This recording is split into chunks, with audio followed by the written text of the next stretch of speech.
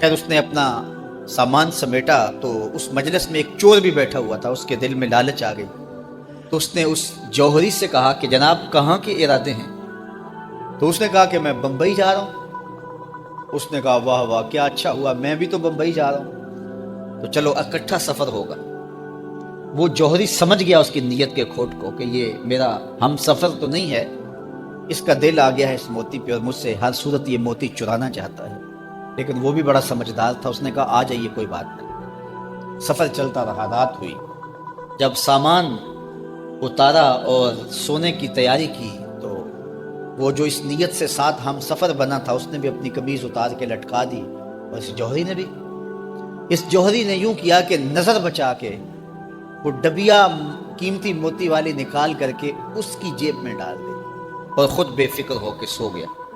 جب یہ خراٹے لینے لگا تو چور اٹھا، اس کا سامان ٹٹولا، اس کی جیبیں دیکھی، سارا دیکھتا رہا۔ خیر دن چڑھ گیا، جوہری اٹھا، اس نے نظر بچا کر کے اس کی جیب میں ہاتھ ڈال کر کے وہ موتی اپنی جیب میں ڈال لیا۔ صبح جب ناشتے پہ بیٹھے تو اس چور نے باتوں ہی باتوں میں بات کی، وہ آپ کے موتی کی چمک شمک نظر نہیں آئی رات؟ وہ ہنس کے کہنے لگا نہیں میرے پاس ہی تو تھا، وہ جیب سے نکال کے سامنے رکھ دیا۔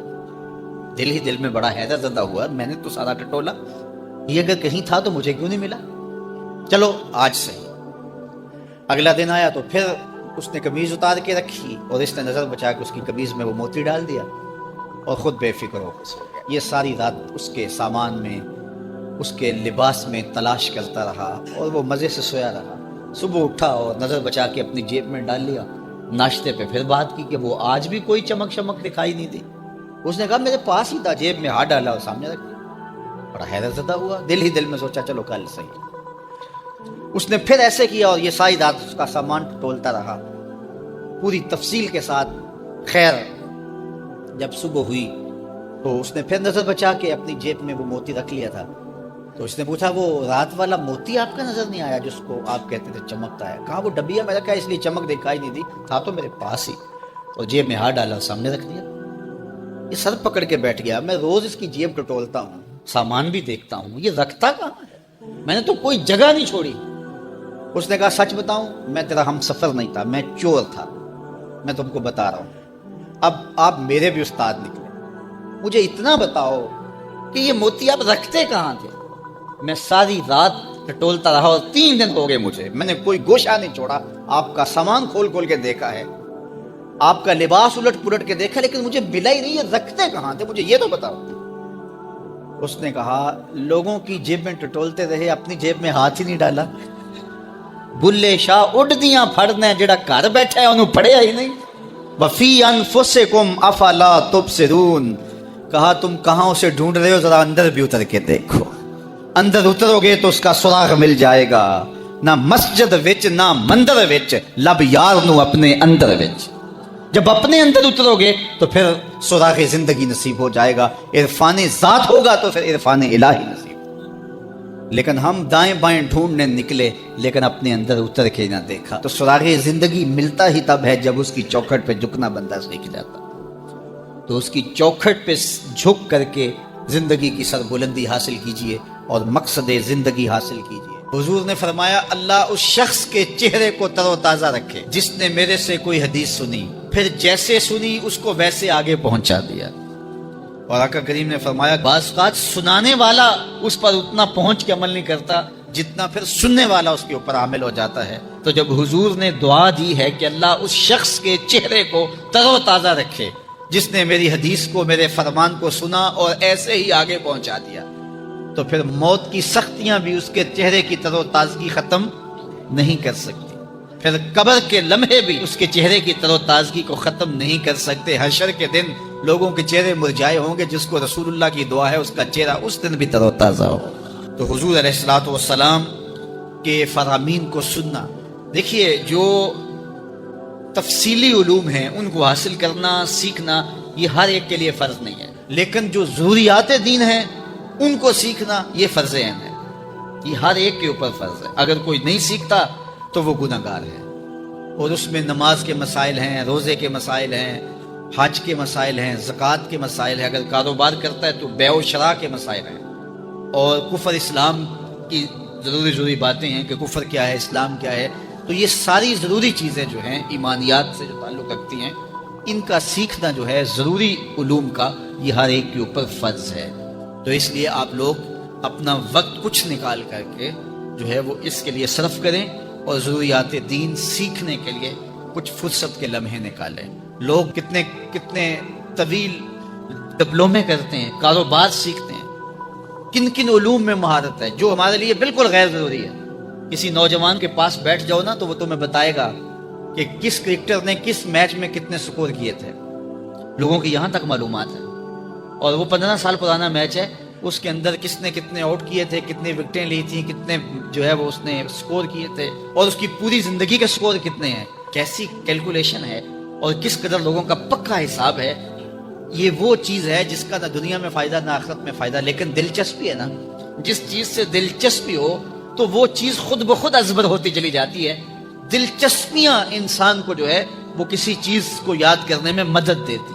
ایک عرب شیخ کہہ رہا تھا کہ ہم ماضی میں پڑھتے تھے کہ ہمارے اسلاف، ہمارے بزرگ ایک رات میں پورا قرآن ختم کر لیتے تھے۔ تو وہ کہتا میں سوچتا تھا کہ ساری رات قرآن بندہ پڑھتا رہے تو کس طرح ممکن ہے۔ تو کہتا ہے میں اپنے بچوں کو دیکھتا ہوں کہ وہ جو ہے وہ موبائل کے ساتھ لگے رہتے ہیں، اور فجر کی اذان ہو جاتی ہے تو وہ تب چونکتے اچھا رات گزر گئی۔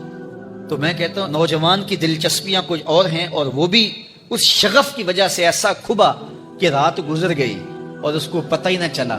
تو جن کو قرآن کا نشہ ہو گیا تھا ان کی ساری راتیں قرآن میں گزر جاتی تھی، اور ان کو پتہ ہی نہیں ہوتا تھا کہ رات بھی گزر گئی ہے، اور اذان ہوتی تو پھر پتہ چلتا کہ اچھا رات گزر گئی ہے۔ تو یہ شوق اگر پیدا ہو، شوق تو دیکھیے یہ گیموں کا پیدا ہو جائے، کھیلوں کا پیدا ہو جائے، تو وہ انسان کو کیا کچھ سکھا دیتا ہے۔ اور جس کے سینے میں کتاب اللہ کا شوق پیدا ہو جائے تو پھر کیوں نہ اس کے سینے کے اندر جو ہے وہ طلب کتاب اللہ کی تلاوت کی پیدا ہوگی۔ تو اپنے سینوں میں علم حاصل کرنے کا شوق پیدا کرو، علم سیکھو، اپنی نسلوں کو سکھاؤ، اپنی اولادوں کو دین سکھاؤ، اپنی اولادوں کو نماز کا خوگر اور عادی بناؤ، ان کو کھینچ کھینچ کے نماز کی طرف لے جاؤ، یہ عادی بن جائیں نماز کے، تاکہ بعد از انتقال دعاؤں کے سلسلے جاری رہیں۔ کتنے لوگ تھے جو ہمارے ساتھ چلتے ہوتے تھے، آپ ذرا اپنے ذہن پہ زور دیں۔ بچپن کے دوست، کلاس فیلوز، کاروباری ساتھی، گلی محلے کے لوگ، رشتہ دار، اعزاء و اقربا، آباء و اجداد، اور کتنے لوگ آپ کے مخالفین، معاندین، یہ ساری فہرست ذہن میں لائیں تو ایک دم خیال پڑتا ہے فلاں بھی چلا گیا، فلاں بھی چلا گیا۔ کوئی سال کے بعد اچانک کوئی بات یاد آتی ہے تو یاد آ جاتا ہے، کوئی 6 ماہ کے بعد یاد آتا ہے۔ کئی ایسے لوگ ہیں کہ سال ہا سال بعد یاد، ہاں وہ بھی ہوتا تھا۔ مٹی کا رزق بن گئے، قصہ پارینہ بن گئے۔ کہانی تو اتنی سی ہے نا، جو اکڑ اکڑ کے چلتے تھے آج وہ مٹی کا رزق بن گئے ہیں۔ جو اپنے بدن پہ چٹکی مٹی بھی نہیں پڑنے دیتے تھے آج ان کے کفن بھی تار تار ہو گئے۔ حضرت غوث اعظم فرماتے ہیں قبرستانوں میں جا کے دیکھو کیسے کیسے حسینوں کی مٹی خراب ہو رہی ہے۔ اللہ اکبر، بدن خاک میں مل گئے، ہڈیاں چور چور ہو گئی، ریزہ ریزہ ہو گئی، قبروں کے نشان بھی مٹ گئے، کتبے بھی ٹوٹ گئے، مٹ گیا مشتاق دل سے رنگے یاد رفتگاں، پھول مہنگے ہو گئے، قبریں پرانی۔ کون کسی کو یاد کرتا ہے؟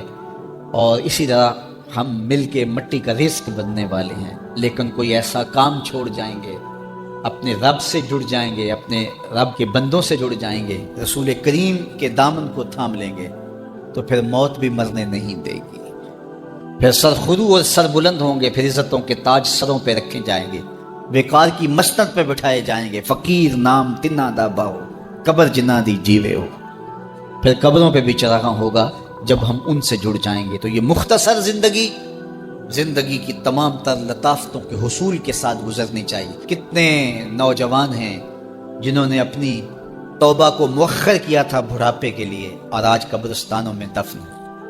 آپ جا کے قبرستانوں میں دیکھیں، وہ سوچتے تھے کہ ابھی تو جوانی ہے، جوانی سے لطف اندوز ہو لیں، بڑھاپے میں توبہ کر لیں گے، لیکن بڑھاپا نہیں آیا، موت آ گئی۔ موت تو برحق ہے، یہ تو آ کے رہنی ہے، لیکن بڑھاپا لازمی نہیں ہے کہ ضروری آئے۔ حضرت امام غزالی نے ایک بڑی خوبصورت بات لکھی، فرماتے ہیں معاشرے میں نظر دوڑا کے دیکھو، زیادہ بچے ہیں، زیادہ جوان ہیں یا زیادہ بوڑھے ہیں؟ تو کہا آپ کو بچے زیادہ ملیں گے۔ ہر گھر میں دیکھ لیجئے، بچے زیادہ ہوں گے، جوان ان سے کم ہوں گے، بوڑھے ان سے کم ہوں گے۔ تو اگر بوڑھے تھوڑے ہیں، جوان زیادہ ہیں، تو غزالی فرماتے ہیں پھر بات سیدھی سیدھی ہے، بڑھاپے تک کوئی کوئی پہنچتا ہے، زیادہ جوانی میں چلے جاتے ہیں۔ اور کہا کہ اگر جوانوں سے بچے بھی زیادہ ہیں تو پھر اس کا مطلب بھی سیدھا سیدھا ہے کہ جوانی تک سارے نہیں پہنچتے، بہت بچپن میں چلے جاتے ہیں۔ غرہ کس پہ، ناز کس پہ، غرور کس پہ، تکبر کس پہ؟ تو یہ مختصر زندگی جو اللہ کی امانت ہے، اس کو اللہ کے نام پہ گزارو۔ جو بیت گئی وہ بیت گئی، وہ تو منہا ہو گئی زندگی سے۔ تو مجھے رات سے کچھ لوگ میسج بھیج رہے ہیں کہ آج 16 مارچ ہے اور آپ کا پیدائش کا دن ہے، مبارک ہو، اللہ سب کو جزا دے۔ لیکن میں آج اپنی چھوٹی بیٹی کو بھی کہہ رہا تھا، وہ مجھے بولی کہ ابو آپ کو مبارک ہو۔ تو میں نے کہا کہ آپ ہاتھ اٹھا کے اللہ کی بارگاہ میں دعا کرو کہ اللہ آپ کے باپ کے 46 سال کے گناہ معاف کر دے۔ یہ تو زندگی گزر گئی ہے، 46 سال میرے ہاتھ سے نکل گئے ہیں، میں الٹا بھی لٹک جاؤں تو یہ میرے ہاتھ نہیں آ سکتے۔ اگر میں نے اچھے گزارے ہیں تو مجھے مبارک ہو، اگر قبول ہو گئے ہیں، اور اگر اچھے نہیں گزرے تو مجھے توبہ کرنی چاہیے، زندگی کی کوتاہیوں سے توبہ کرنی چاہیے۔ ہم سمجھتے ہیں ہم بڑے ہو رہے ہیں، حقیقت میں ہم چھوٹے ہو رہے ہیں۔ ہم اپنی زندگی کے اہداف طے کریں، زندگی کے مقاصد طے کریں، ساری زندگی اس کے گرد سفر کرنی چاہیے۔ کئی لوگ ساری زندگی گزار دیتے ہیں، ان کو ساری زندگی راستہ ہی نہیں ملتا کہ جانا کدھر ہے۔ وہ کیوں؟ وَأَضَلُّ السَّبِيلَ، اللہ فرماتا وہ بھٹکے ہوئے مسافر ہوتے ہیں۔ اللہ سے راستہ مانگو، آہستہ چلو لیکن منزل کا تعین کر کے بڑھو، بڑھتے رہو، منزل تمہارا استقبال کرے گی۔ آج مشکل ہے تو کل آسانیاں ہوں۔ تو یہ زندگی تیزی کے ساتھ کٹ رہی ہے، لمحہ لمحہ میں اور آپ موت کے قریب ہو رہے ہیں۔ قبل اس سے کہ وہ وقت آئے کوئی حجت باقی نہ رہے، مجھے اور آپ کو اپنی آخرت کی تیاری کی کوشش کرنی چاہیے۔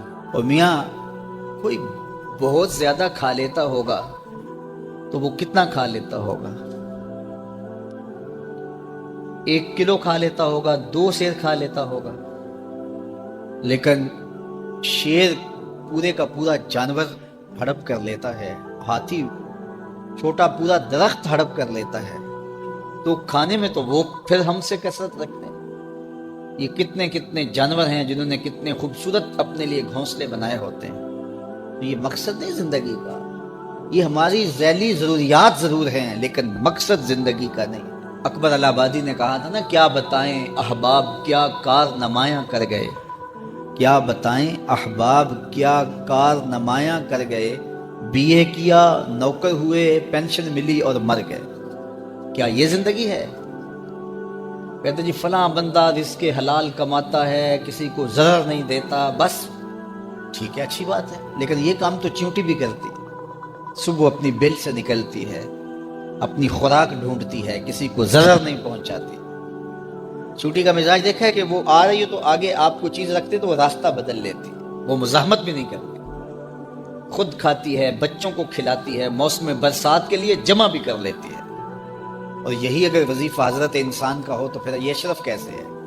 یہ ایک وظیفہ تو چونٹی بھی ادا کرتی، گھونسلے تو اچھے جانور بھی بنا لیتے ہیں، یہ اچھا گھر بنا لیا تو یہ کامیاب کیسے ٹھہرا؟ اس کی زندگی کا کوئی مقصد تھا۔ یہ اشرف المخلوقات ہے، فرشتوں کی پیشانیاں اس کے آگے یوں ہی نہیں جھکائی گئی، اس کو شعور و فہم سے یوں ہی نہیں نوازا گیا، اس کو امانت یوں ہی نہیں سونپی گئی۔ وہ امانت جس کو پہاڑوں پہ پیش کیا تو پہاڑوں نے کہا ہم نہیں اٹھا سکتے، چٹانوں پہ پیش کیا گیا انہوں نے کہا ہم نہیں اٹھا سکتے، آسمانوں پہ پیش کیا گیا آسمان کہتے ہمارے بس کا روگ نہیں، زمین نے کہا میری چھاتی تو بہت چوڑی ہے لیکن یہ بار امانت میں نہیں اٹھا سکتی، سمندروں نے کہا ہمارے بس کا روگ نہیں ہے، فحملها الانسان، انسان نے کہا یہ بار امانت میں اٹھاؤں گا، یہ بوجھ میں اٹھاؤں گا۔ اس نے یہ ذمہ داری خود لی ہے، خود قبول کی ہے، اس نے، یہ مکلف ہے۔ باقی مخلوقات مکلف نہیں ہے، غیر مکلف ہیں، یہ مکلف ہے۔ یہ اپنے مقصد کو سمجھے، زندگی کے اہداف طے کریں، زندگی کے مقاصد طے کریں، ساری زندگی اس کے گرد سفر کرنی چاہیے۔ پاگلوں کی طرح کبھی ادھر سر اٹھا کے چل پڑیں، کبھی ادھر سر اٹھا کے چل پڑیں، اللہ سے راستہ مانگو۔ اور جس کو یہ نصیب نہ ہوا، دیکھیے آپ نے یہاں سے لاہور جانا ہو تو سب سے پہلا کام آپ کو کیا کرنا ہوتا ہے کہ رخ سیدھا کرنا ہو۔